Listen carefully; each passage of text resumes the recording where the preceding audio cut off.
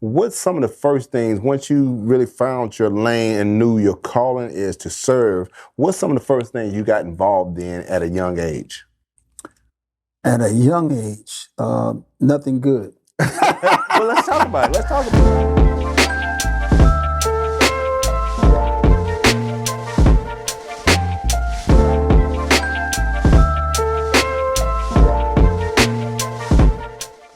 Welcome, welcome.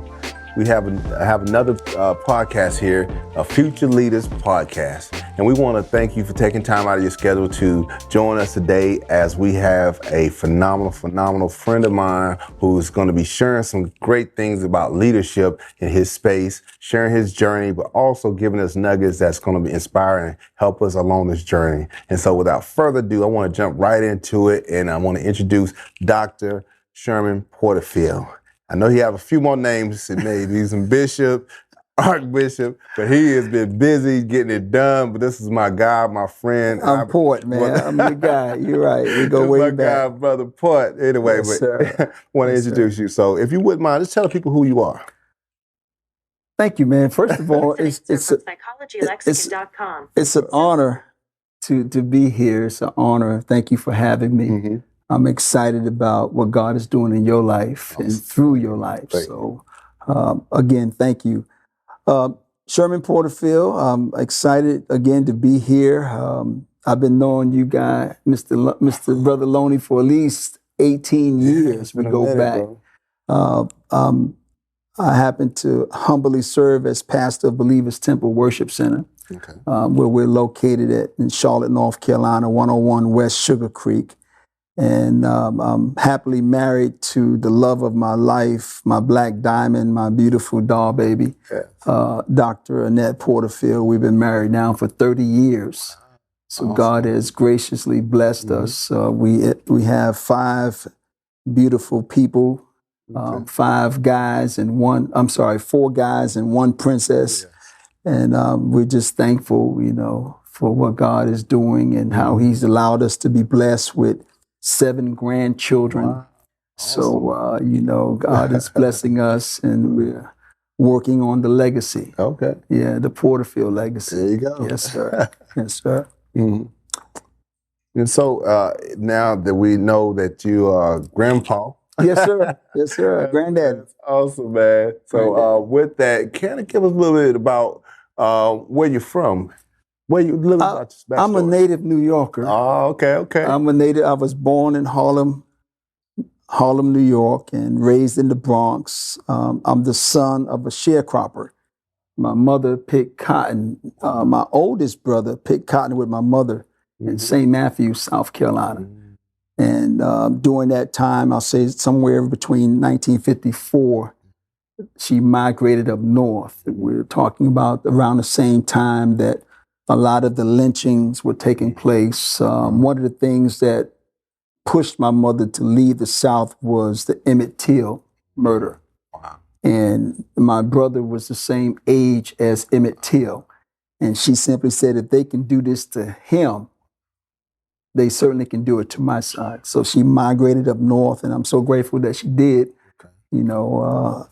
Growing up in New York is one of the beautiful things about growing up in a metropolitan city, is that I had the opportunity to be introduced to several different cultures, from the Polish culture, the Jewish culture, the Chinese culture, the Italian culture, the Hispanic culture, the African culture, the Jamaican. I mean, several different cultures. And so I thank God for that.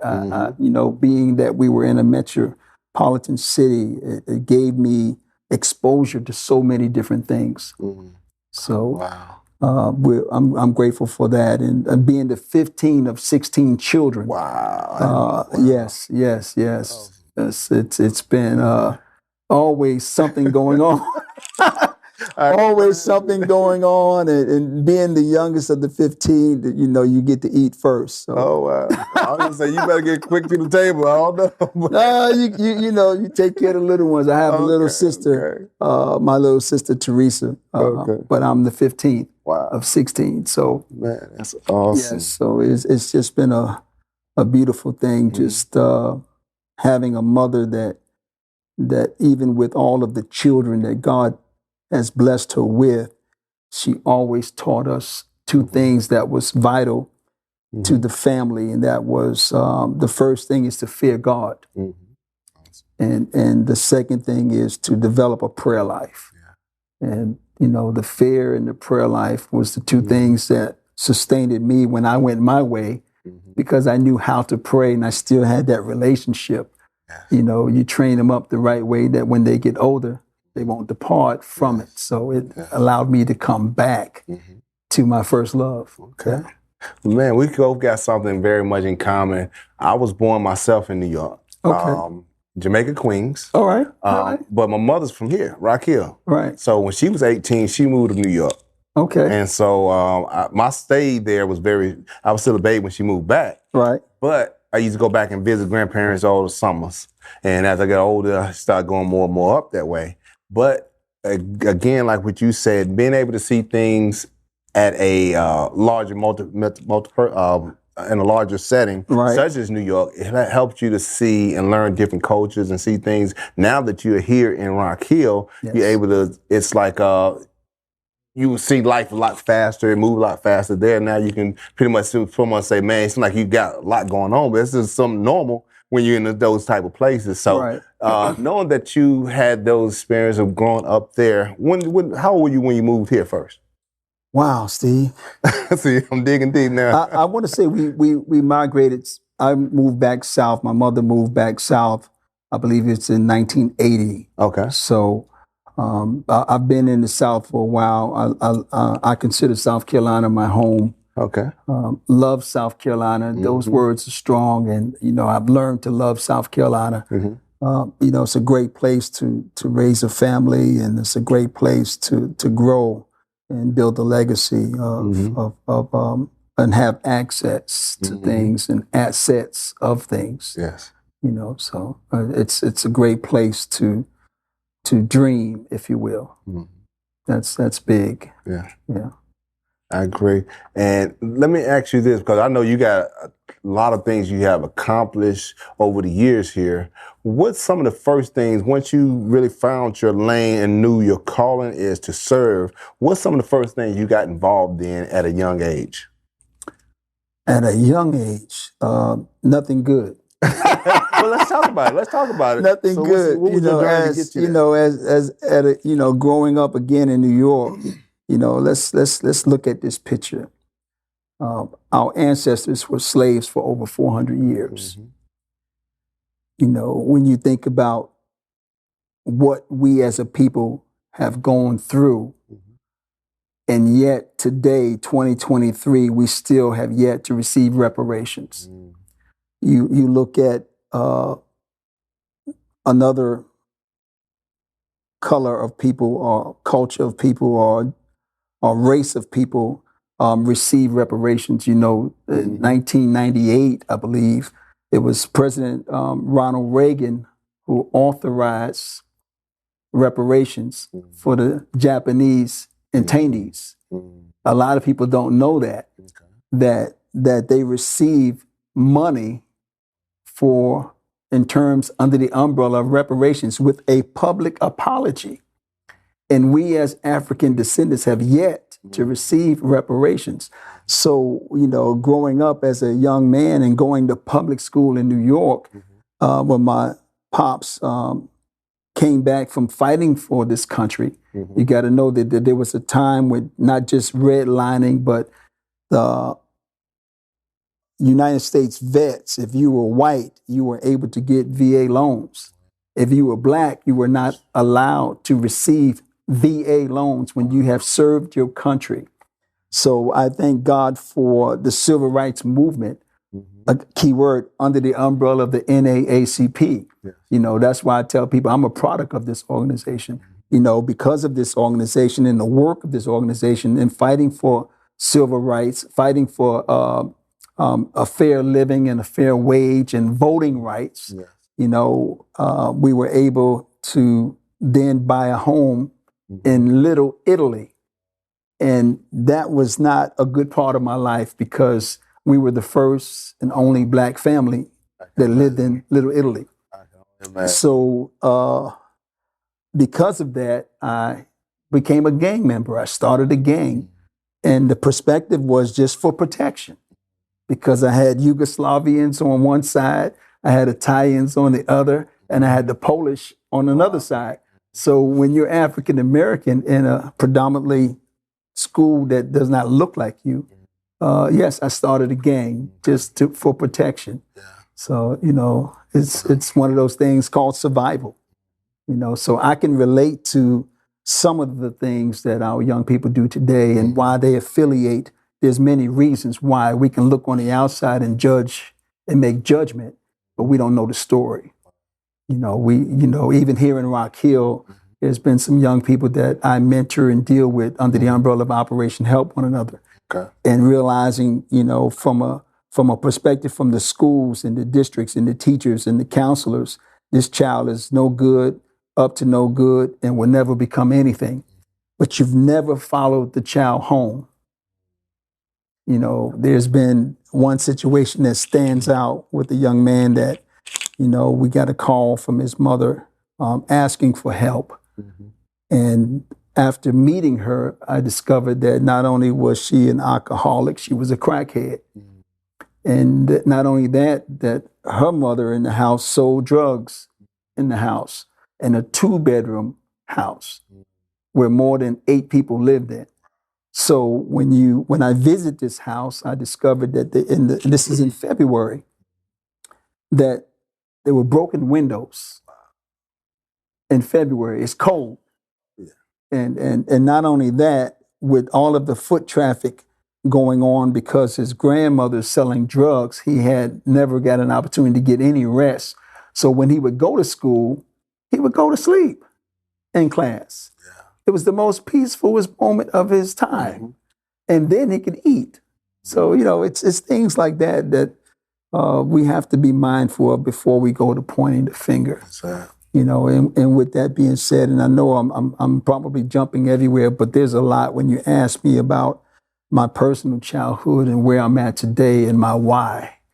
And what pushes me to do what I do, and what pushes me to give why I give, and of my 3 T's, my talents and my treasure and my time, because I'm concerned about those who are coming behind me. Awesome. That's my push. I'm concerned about those who are coming behind me. Yeah.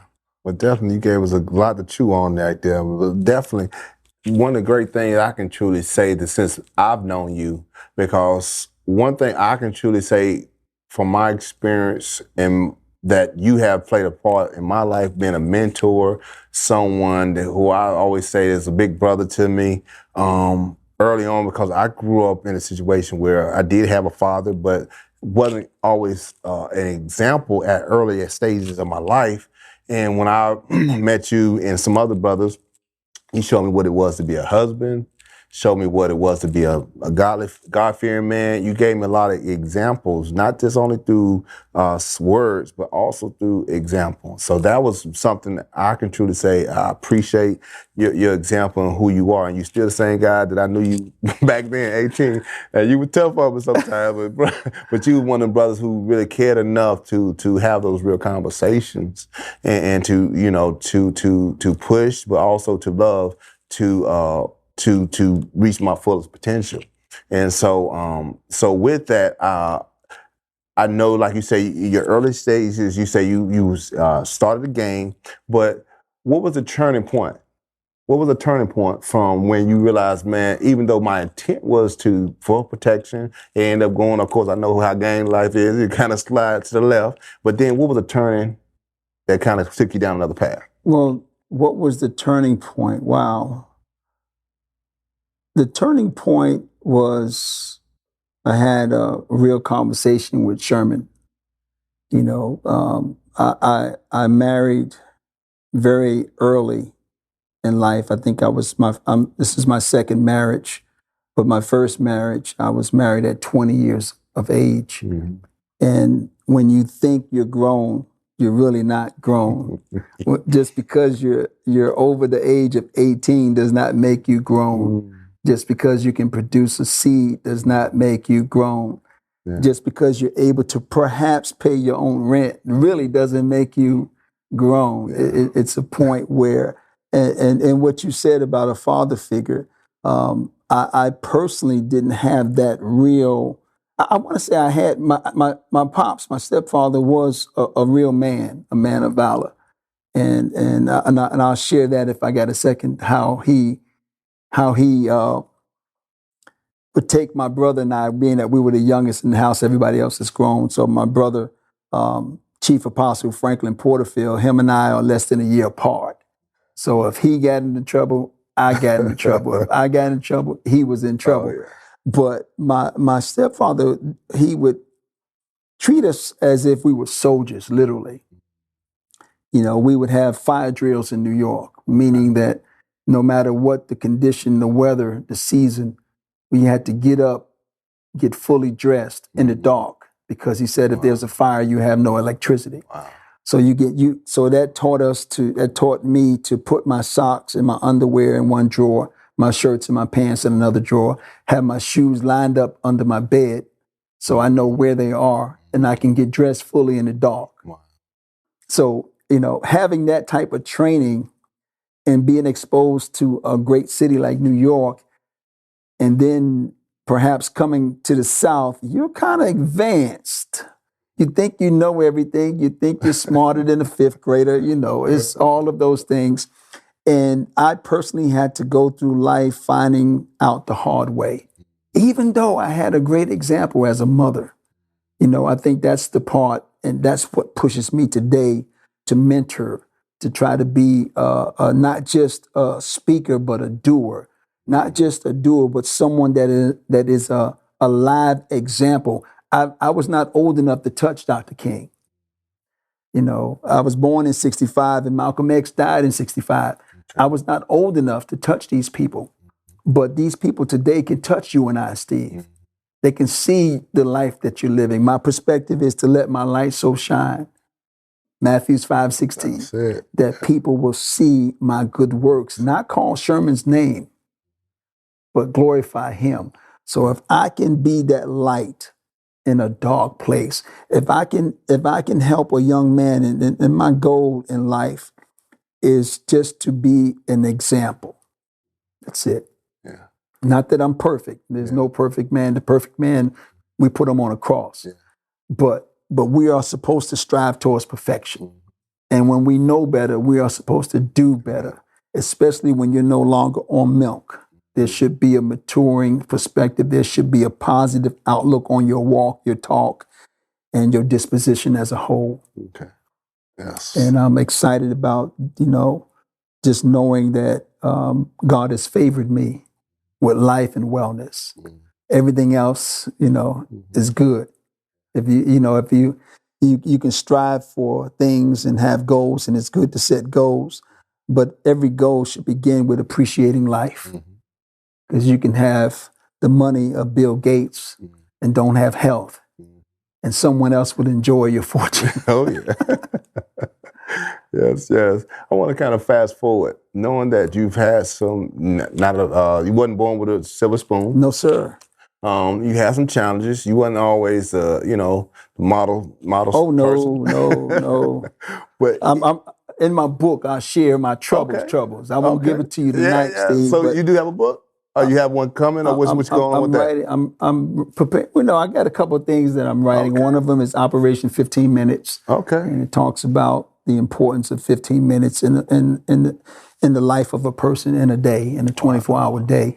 You know, if when you really start breaking down the 24 hours in a day, it can be priceless. Wow. Simply because I can't give it all to you, Steve, but when you think about it, I will share this with you.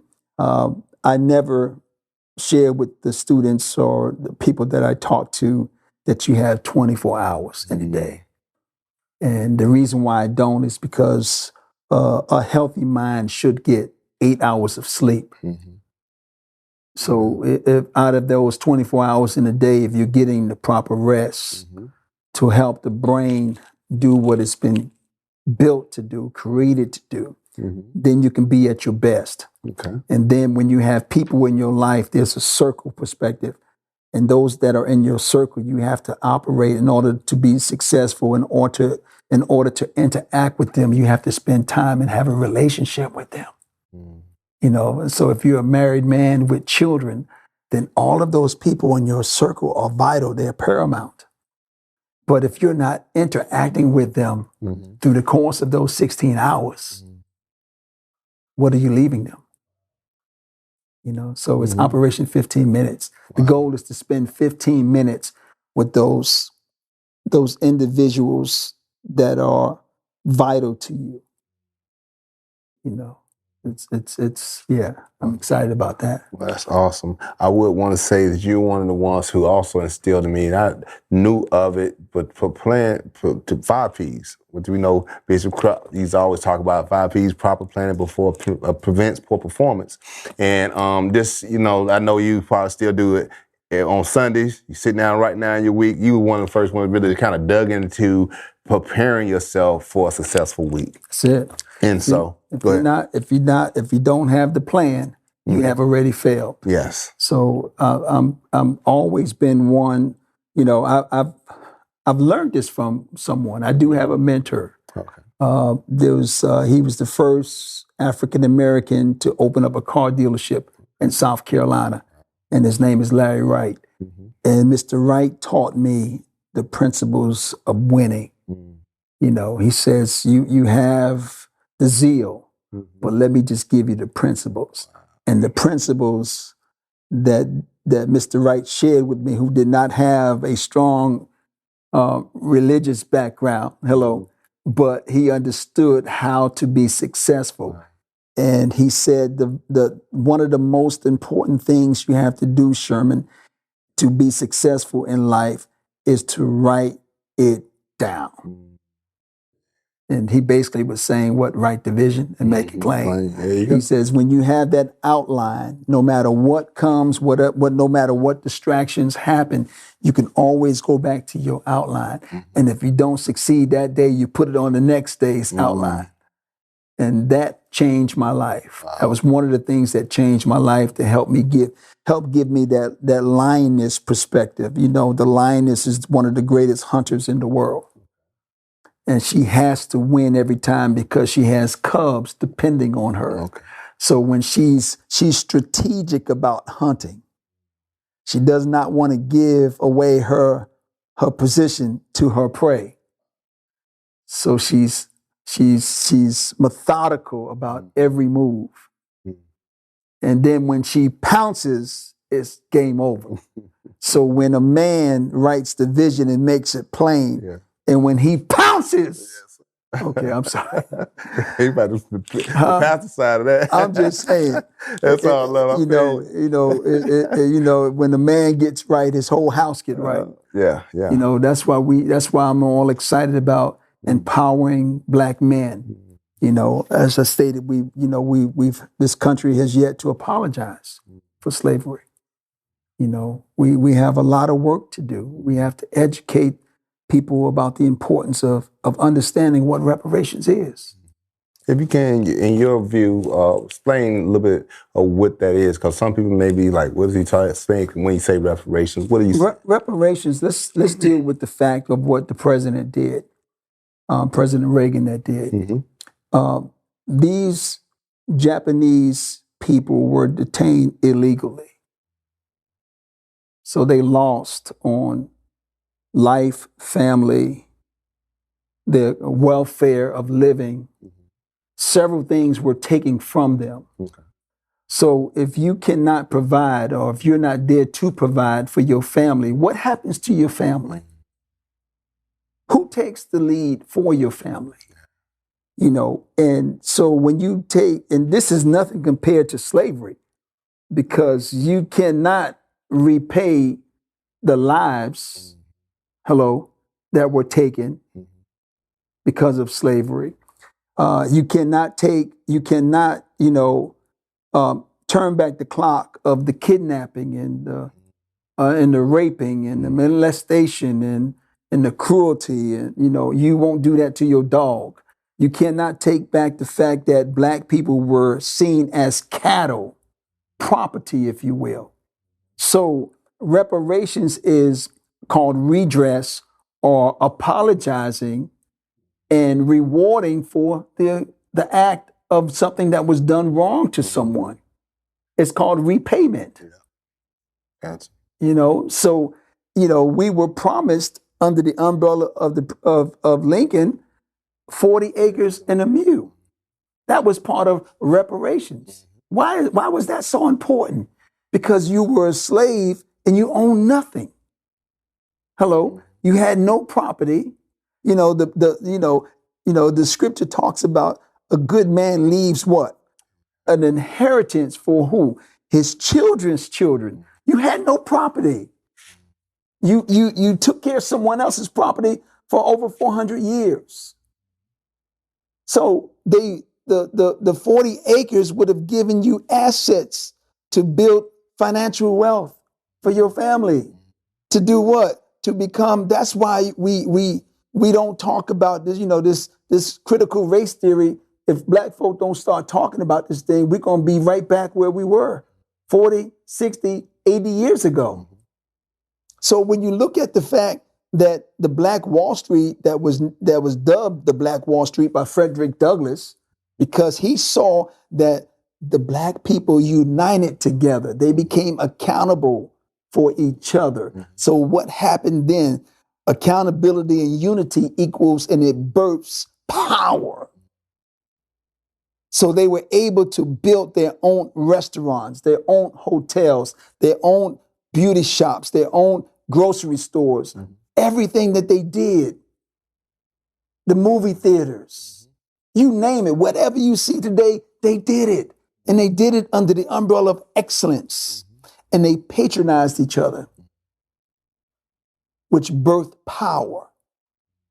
It birthed an economic power. And Rock Hill has never seen power. But if we ever come together and stop degrading one another, disrespecting one another, and begin to unite across all party lines of religion and denomination, that will be power. I want to, you open me up to think this. If you were to speak your dream, same as Martin Luther King spoke his dream, what would that look like? Wow, that's an excellent question. You opened something up for me, so I want you to really dig down that path. Let me share something with you, Brother Steve, because power begins with, there's 4 vital points I want to share with you about power. Okay. Can I share those with you? Please, sir. Because the first vital point about power is that in order to have power, you must have unity. That's the first thing. Unity is the first thing. And the second thing about power that I would share is that to have power, you must have the ability to write the narrative. Let me break that down. The narrative has been written about black people. What are some of the narratives? That they're lazy. They're only good for sex and dancing and sports.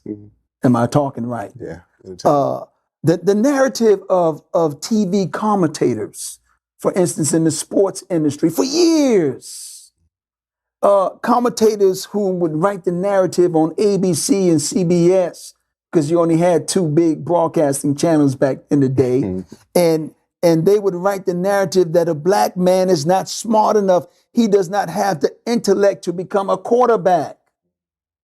The narrative that a black man, if you see him coming down the street, you should cross the street because he is what? A villain. He is dangerous.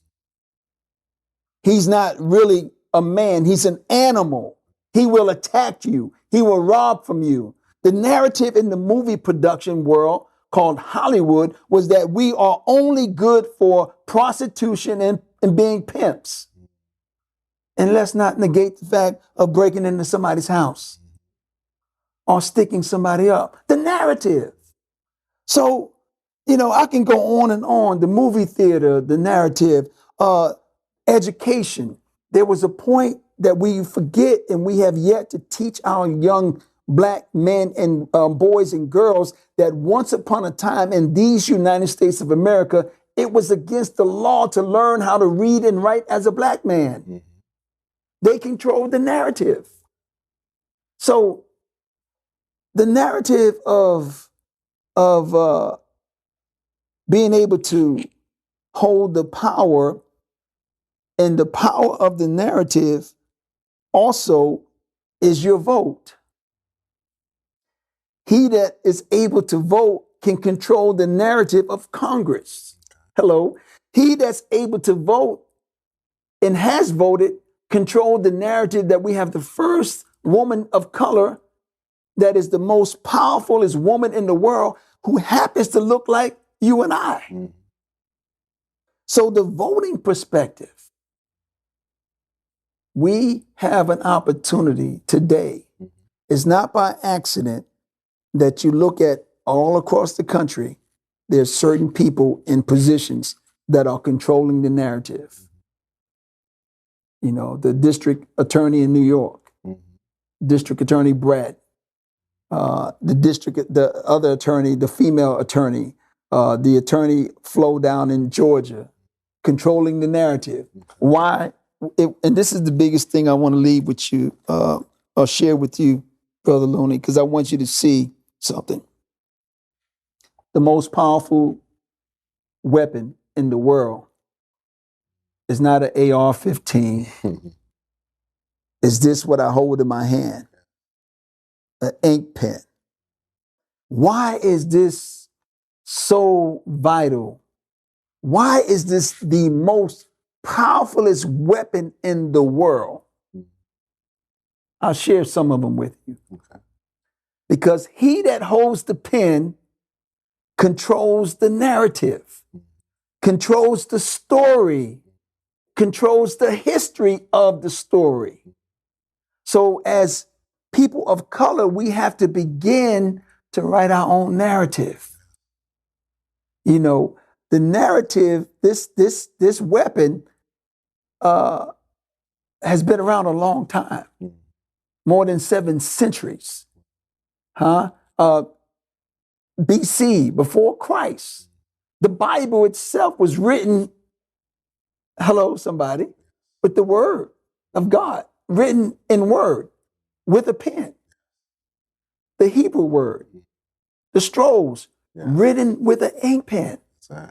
And just to bring it home, our ancestors became slaves with the ink pen and became free with the proclamation of Abraham Lincoln with what? The ink pen. So Abraham Lincoln controlled the narrative and gave us freedom. So when we talk about voting, and this is where we have to really, really have a plan, because we're not engaging with 16, 17, and 18-year-olds like we should. Because these 16 and 17 years olds will become voters. So we have to tap into them now. We have to give them information now. We have to be able to tell them that they have the power. Don't be afraid to use your power. Value your power. Don't discard your power. Don't lose your power by having a felony record. Don't lose your power by getting in trouble. Don't lose your power by committing a crime.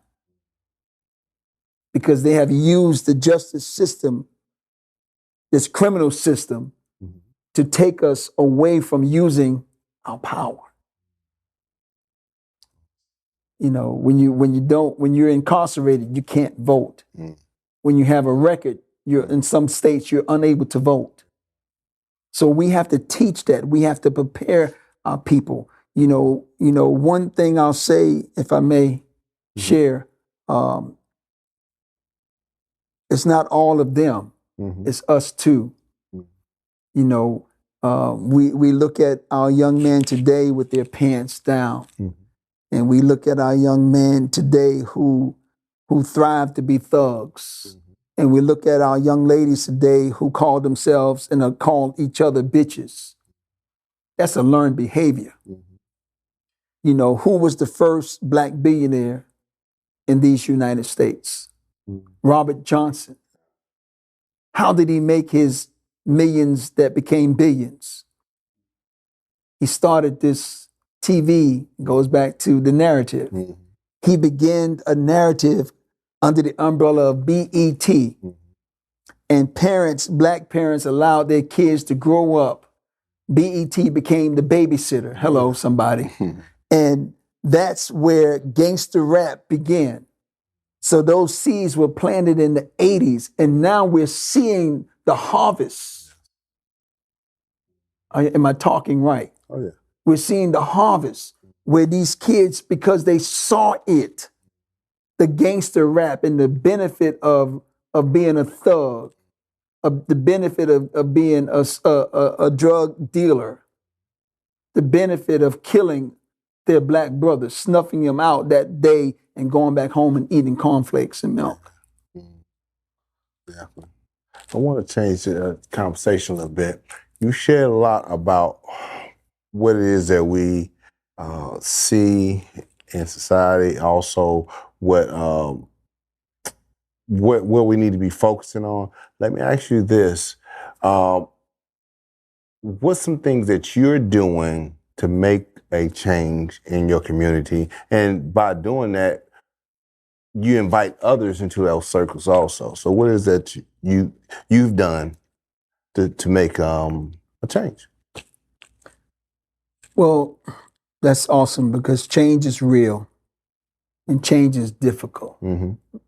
Change is never easy because if it was easy, it wouldn't be defined as change.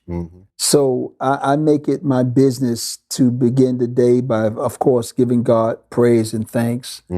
And then I ask him before I leave my home to lead and guide me, that I may be able to help someone along this way of life. So this year, I was recently elected as the president of the NAACP.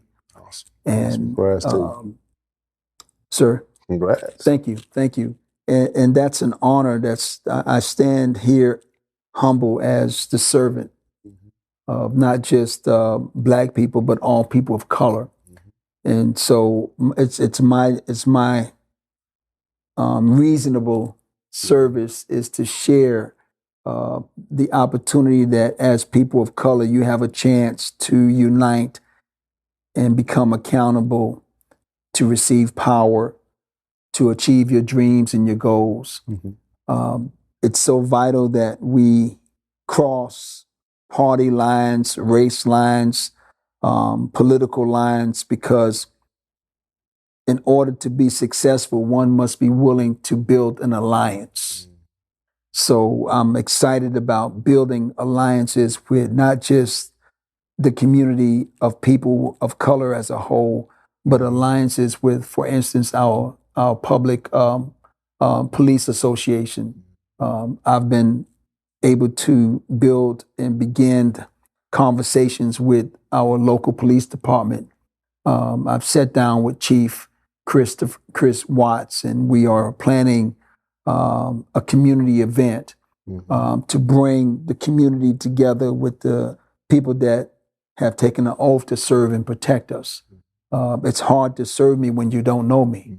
So we're planning in the month of August to come together and have a community cookout, if you will, where the police officers can engage with the community, and the community can engage with them, and we can begin to have some form of a relationship. It's important that I've sat down with the superintendent of the school board district, because it's vital that we understand that every person of color needs the same equality of getting a quality education.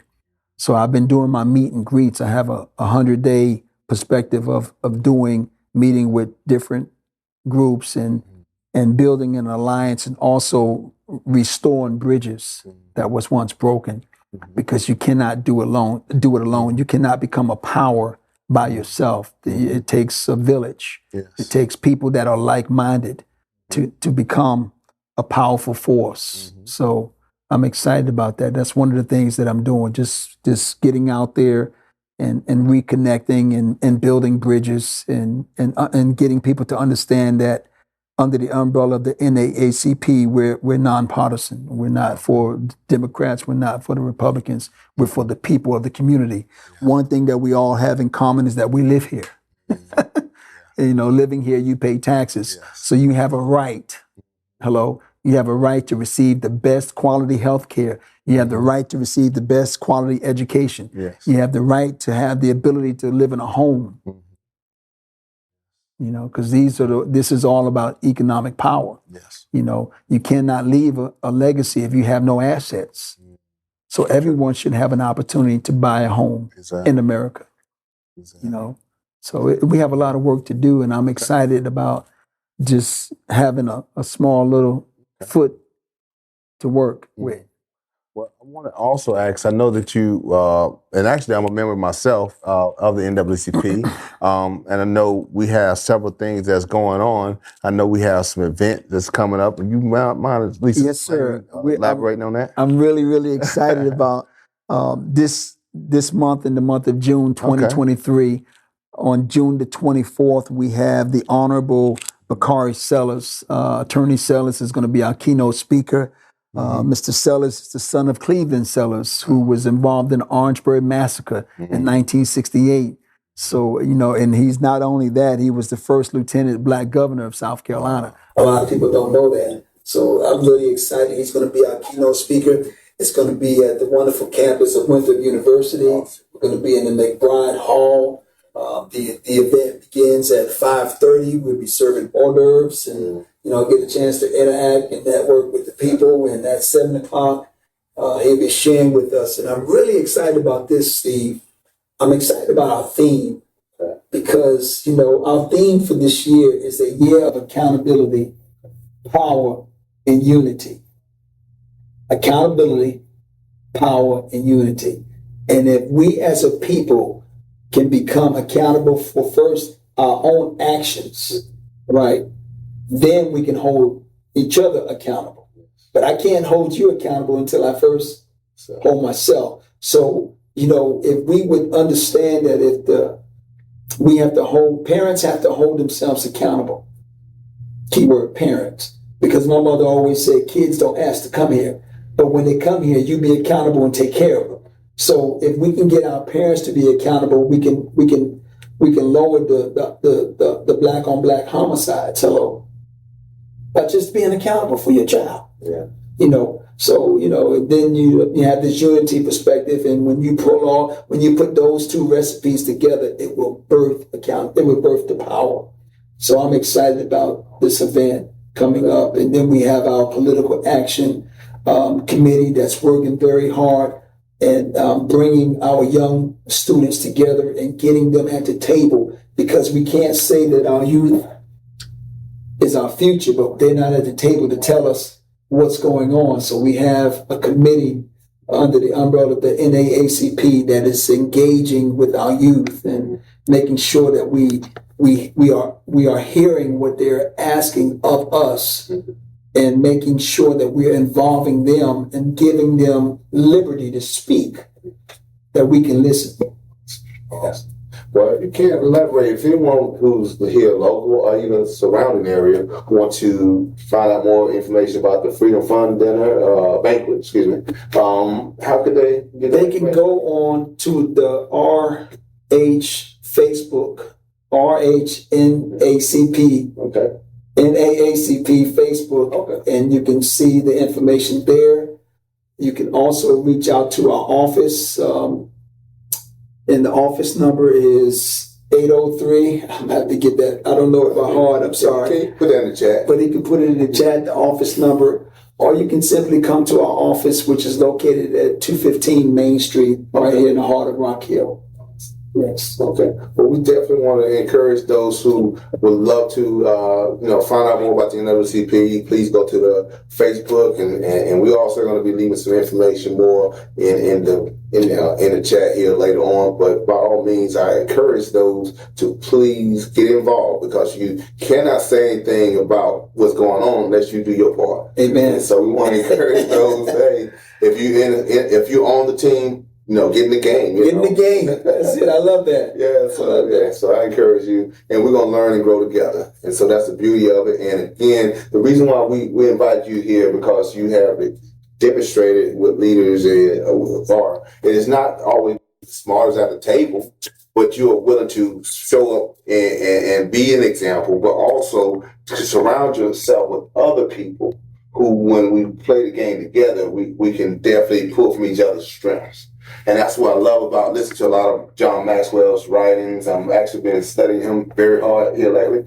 But that's one of the great things is you surround yourself with other great minds. Yes. And allow everybody to share their input. Yes. Right? And so I'm pretty sure that's daily for you. Yes. And so but with that, I'm going to go ahead and ask you if you had any a word of wisdom that you would like to leave everyone with, that's something that means a lot to you. I know you hit on my scripture that I've heard from you, I don't know when, but Matthew 5:16, that's my signature scripture. I live on that. Let your light so shine before men that they may see your good works and glorify your Father which is in heaven. That's my signature scripture. And so, but if you have another word of wisdom that you would like to depart into. I would say, adding to that point, because the letting your light so shine is being an example. There's just like children are sponges, people are sponges. The old saying is that you are a product of your environment. So it's a duty of us to live a life that would empower people to change for the better. So be mindful of your surrounding. Parents, be mindful of how and what your discussions are and your disposition in front of your children, because they take that same disposition to school and it shows up in school, and then you get embarrassed and say, where did you get this from? They got it from home. So I would say that you have to be mindful of your actions. Actions become habits. If you practice something that's good for at least 30 days, it become a habit form. So I'm always sharing with people, be mindful of your behaviorism, because someone is always watching and listening, and this is how we learn. We see things that don't turn out well, then it's only because it was a learned behavior at home. So I would strongly say, be mindful of your disposition. Be mindful of the words that proceed out of your mouth, because words have consequences. It's life and death. It lies in the power of the tongue. So I'm always excited about building people up. If I meet people, I'm encouraged for those few minutes. I have the elevator approach, the selling approach of these next 20 seconds is to build them up, not tear them down. Great. Well, I think we definitely have some great nuggets. And I really want to appreciate all that you shared and deposited into each one of our lives. And I hope you will continue to follow my brother Porterfield over here and to get involved, whether it's the NWCP, whether it's coaching or whatever it is that you have a desire to make a difference. Please know that you don't have to know it all in order to get started. That's it. But you got to get started. Get it done.